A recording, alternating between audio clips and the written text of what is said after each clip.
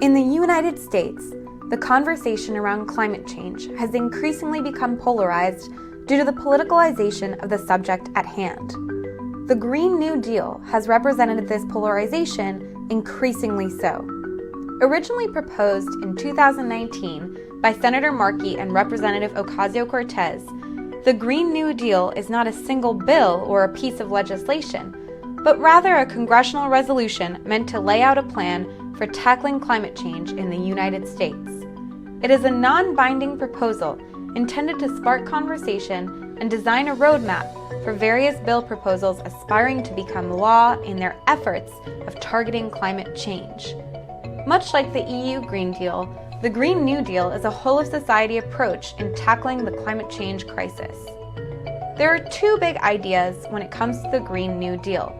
It wants to commit the world to net zero emissions by 2050, making the U.S. a leader in spearheading the initiative, while simultaneously promising that no American will get left behind by ensuring a just and fair transition into such a world. The Green New Deal models itself after President Roosevelt's New Deal in its attempt to reshape American society.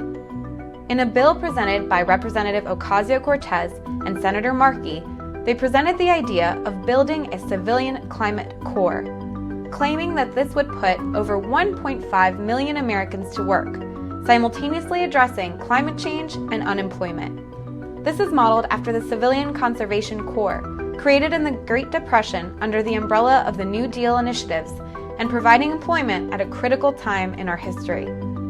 The two debates impeding progress on the Green New Deal are surrounding the mix of social justice into the climate change debate, as well as a favorite phrase among those who are more fiscally conservative: who is going to pay for it? When you start to go down the rabbit hole of researching what a green transition would look like, it's hard to separate social justice from climate change. Globally, 3 out of 4 people in poverty rely on agriculture to survive. If the natural environment becomes increasingly difficult to cultivate, this will leave many without a way to live. The other side of the story are those who fear losing their jobs in the transition. Many who work predominantly in oil or carbon-heavy industry will lose their occupation as our societies become greener. The reality is that yes, jobs will be lost, but opportunity can be gained. Additional sectors will be created, expanded, and added. This will take time, and it will not be an overnight change. There must be a transition fund set up in a realistic fashion for this to ease tensions between those who want change and those who fear it. When transition funds are discussed, the question, who will pay for it, is an immediate response. A valid claim, considering that in the United States, we hold a debt that is currently valued at over $25 trillion. The reality is that investing in a future green world is an economic advantage. According to Fortune, in the U.S. alone, renewable energy is creating jobs 12 times faster than any other sector in the economy, proving where future priorities should lie.